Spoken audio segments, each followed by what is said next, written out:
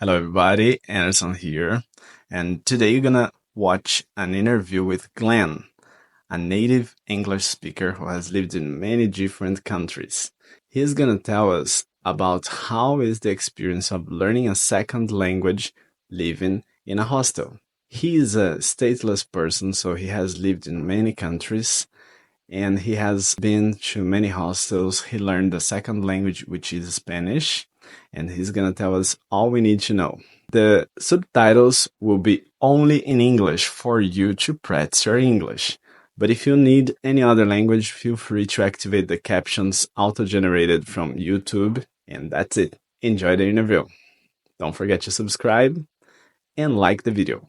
Take care. All right, everybody, we're here with Glen, and now let's talk about his life in a hostel.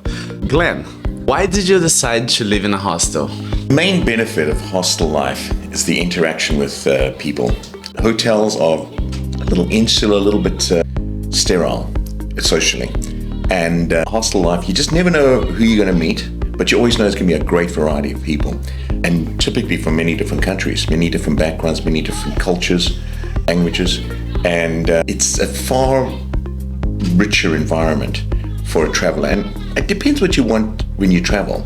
If you're there to do the typical checking the boxes of seeing the sights in the world, if you're looking at checking off the countries to be as many countries, these are all valid travel itineraries, if you will. But if the type of traveler I am is to experience cultures, experience different environments. And the hostel provides that, in my opinion, provides that in the most efficient way. Can you give us a little bit of background, like where you're from? Oh, that's when complicated. Did you start traveling? Oh, now, how much time do you have? Yeah, I've lived in several countries. I grew up in Southern Africa. Spent 16 years in Canada, 5 years in New Zealand, 6 years in Australia. And I've been living in Latin America for about 10 years now. Traveling, living, I was 5 years in Mexico and 3 years in Panama. So I don't really know where I'm from anymore. I haven't been back to Australia for 10 years. And our passport's New Zealand, but I speak like a South African. Well, almost. I'm actually Rhodesian. So it's complicated. It's a long answer to a simple question. Okay, and why? Why do I travel? Yes, sorry, the second part of the question. No, my question is, why so many nations? Like, what happened? Oh, well... Because usually people are born in a country and they stay there until 20s and then they decide to travel, right? Well, Rhodesia is now Zimbabwe, and Rhodesia was, I'm 63, so in 1980 when Rhodesia fell and became Zimbabwe, I was 19, and the country essentially changed from being a post-colonial country to being under a different regime, economic regime, political regime, and it was time for a lot of people left. So that was the first move, and then of course apartheid in South Africa was just overbearing. And in 1985, I was about 25, and I left because I didn't like the apartheid system in South Africa. Canada, so I went to Canada, and after 16 years, and I was from the age of 25 to 40, it was just too cold. Beautiful, beautiful country in the summer. It's just the winter's too long. It's just too cold. Okay. And how many languages can you speak? I have trouble speaking English. No, I can speak English, of course. Spanish, my Spanish should be 5 times better than what it is, given that I've been in Latin America for 10 years. But I'm just basically a little bit lazy. So when I first took lessons once in Guatemala, the teacher said to me, it was one-on-one teacher, he's a hell of a nice guy, and he said to me, Glenn, you're just the worst student I've had. And I said, I'm retired, I'm relaxed, I don't want to do this intensity, I just want to, and he said, I'll tell you what we'll do. It was morning, 4 hours in the morning for 1 week, for 5 days, and about Wednesday, halfway through the day, he just put his hands down and said, look here, I'm going to teach you I was doing a big motorcycle tour through Latin America, and he says, I'm going to teach you the words that you need to know, just appropriate to your motorcycle. I need some gas, I need some petrol, which way is the next town, or those type of questions. Can I get some air for my tires, where can I get a hostel, and so he taught me just a few phrases, and it was the best thing because it was very specific. I didn't need to know conjunctive verbs and all that. I just needed to know, can I fill my gas tank? And after that, living in Panama, I spent a bit of energy learning Panamanian Spanish, which is different to Mexican Spanish. And then I was in Mexico, and I was picking up, you just sort of by osmosis, you pick up the language. But Mexico, especially in the Oaxaca state, there's a lot of slang, and a lot of it is from the indigenous languages, which is wonderful. It makes it a very colorful type of Spanish, a lovely Spanish. But you come down to Argentina, for example, it's kind of overlaps, but it doesn't overlap like that. It overlaps like that. So my Spanish is pretty bad. Okay. And I don't speak any Portuguese. I have trouble saying obrigado. And I have to sort of remember, is that thank you or please? Okay, so that's honestly, I'm that bad. Okay. And thinking about somebody who wants to learn a language, do you think a hostel is a good environment for those people? Yeah. Especially if let's say, for example, I met someone who wanted to practice their English, and I wanted to practice my Spanish. Well, then we just make an agreement, very nice and easy. Look, you speak to me in English, and I'll answer you everything in Spanish. And then I'll correct your English, you correct my Spanish. So it becomes a relaxed, casual environment.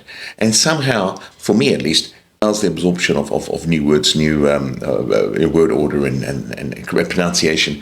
That's the big thing I find with languages, is that you can get these regional pronunciations, and speaking to people in hostels, what you're going to end up getting is some of those regionalizations can cancel out, so that you get a more universal, if you will, language experience. And that applies to Spanish, if I'm speaking Spanish, or someone learning English. I mean, the Australian English is real different to American English, and British English again is different.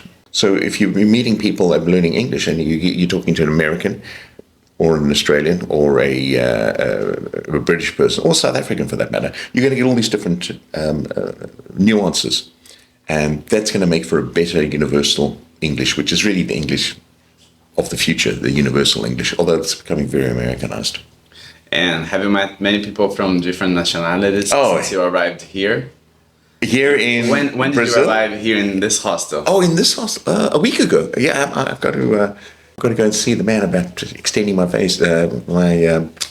my room. Who have we met here? Yeah, we've got a great Italian bloke, obviously Brazilians, Uruguayan, Argentinians, Germans. Turkish German, special that one. I'm actually trying to see who we. Do we have any Japanese? I don't think we have yet. English. No, I think there are no Asians here. But no. It's interesting. Little fact here. I was checking up. You'll find this interesting as well, Anderson. Is that the exact opposite side of the world to where we are now is Okinawa, Japan. Okay. If you do Google Maps and you take the furthest point, it's 20,700 kilometers, 20,900 kilometers. It's just east of Okinawa. Completely useless fact, but there you go. That's useful. It explains why, and there are Japanese people here. Well, that explains why there are Japanese people. Mind you, in the same hemisphere, so as opposed to the opposite side of the world, Antipodean is the English word for that.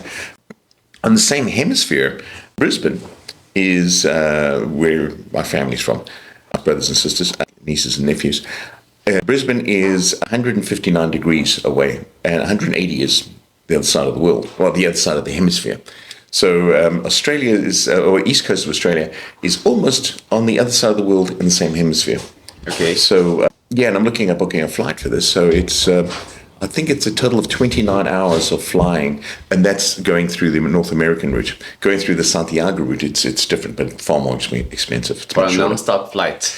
Well, it's from the route I'm looking for. It's the least expensive. Backpacker route is from here into from Rio into the east coast of America. There's a few alternatives: Miami or New York, and then over to Los Angeles, and then Los Angeles down. One of them, the cheapest one, actually goes through Fiji.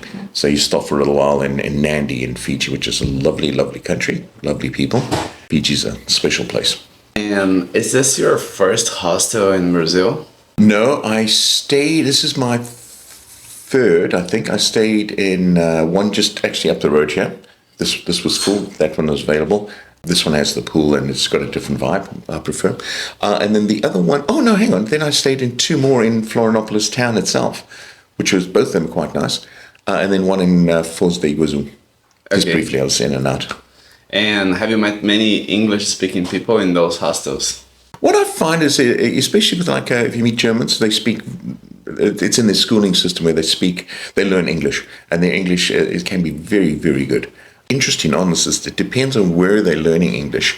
Some of them are some of the high school in different countries, so they land up with different accents. And I met this woman in I think it was in southern Peru, as in Arequipa, and she spoke like Lady Diana, most beautiful English. And I said, "Oh, we must be from from Surrey, or Chelsea in England." And she says, "Oh no, I'm from Deutschland."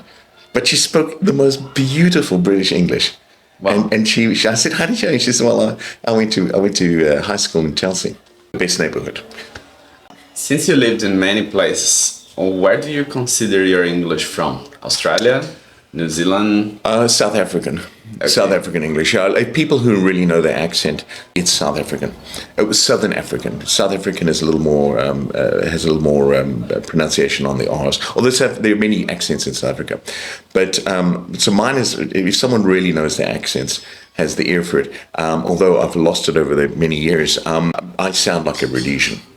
And a little point to note that in Blood Diamonds, Leonardo DiCaprio plays his role in Blood Diamonds, movie from about 20 years ago.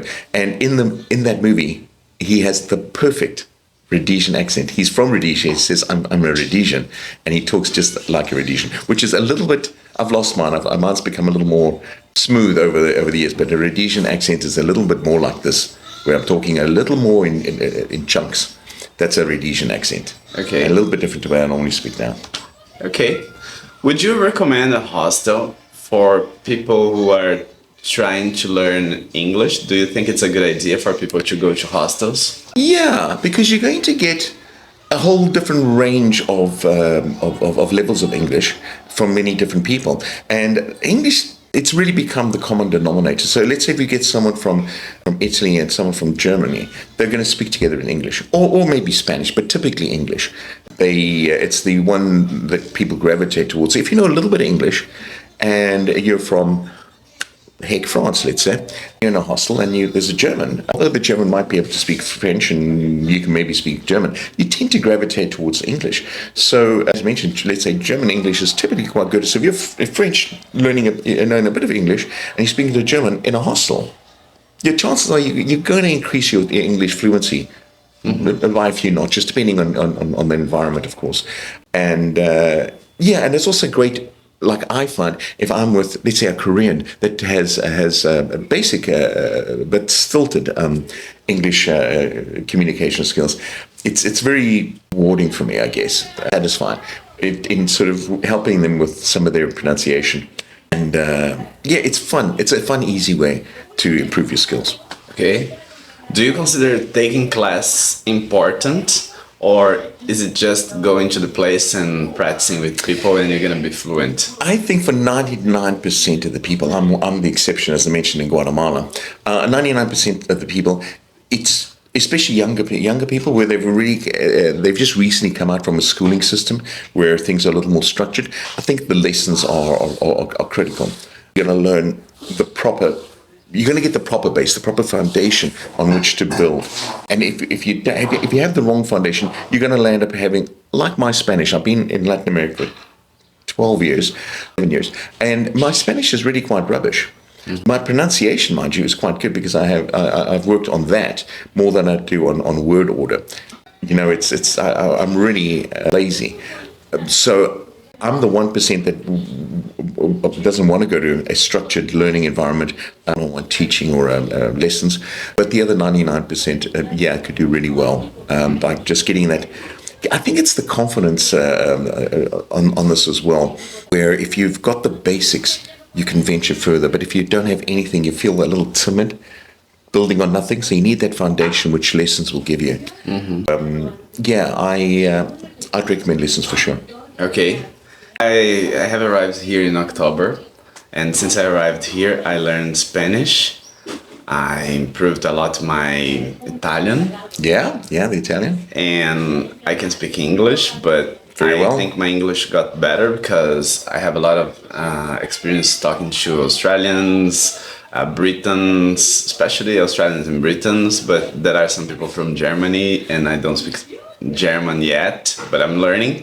And what I did was exactly what you said. Like, when I wanted to learn a language, I would be exposing myself to the language a lot, but I would also study. So I would study the grammar, I would study the boring stuff, like Yeah, verb to be I and know. things. That's what you need. Otherwise, The alphabet, it's really important for you to learn the the sounds. vowels are the most single thing. I'm talking about learning Yeah. Spanish. That's my only real experience. And one thing I find is, let's just say people from certain parts of the world, let's country that borders Mexico, let's just leave it at that. They, to the north, they tend to have the wrong vowel sounds. And the vowels are just so important because they're in so many words. So if you've got the wrong vowel sounds, you can't. You've got a base that's built on mud. I mean, you've got to, the most important things are those vowel sounds, and I'm sure it's with pretty much every language, certainly in Spanish. And if you're going to get those knuckled down and bolted together properly, well, then it's easy to build a structure on top of that. Yeah. Well, thank you so much. It was a pleasure talking to My you. my pleasure as well. And I hope to see you in some more videos. Maybe if you Well, get so famous, I'm gonna have to invite you back. You know my hourly rate is quite high as it is, so it's only going to go higher. Thank you, Mucho Glenn. gusto, amigo. Oh, and you didn't say anything about yourself, but his name is Glen. Oh yeah, I'm Glen, and 63 years old.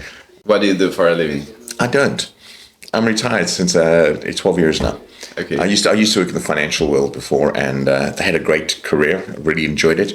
Had all the trappings of success in Australia, and it was just too much of a capitalistic grind. And I just looked around one day in February of 2011, and I said, "No, this is not me." And I sold everything. And by May, I was traveling around Southeast Asia, and after that into Latin America. Best thing I ever did. Retirement is never underrated. As long as you retire properly, you've got to retire with an interest in life, not just retire because you don't like work. It's what you're going towards, not what you're leaving behind. Okay. That's the right retirement. And a lot of people I find don't retire for the right reasons.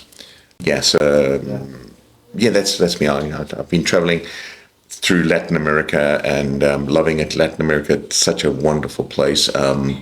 And Argentina, very, very top. Mexico, of course. And Nicaragua gets a good mention. The lovely, lovely people in Nicaragua. Plus the other countries are great. Colombia. Ooh. Okay, we can talk about that forever. Okay. Thank you, Glenn. You bet. Mucho gusto, amigo. It was a pleasure. Ciao, ciao.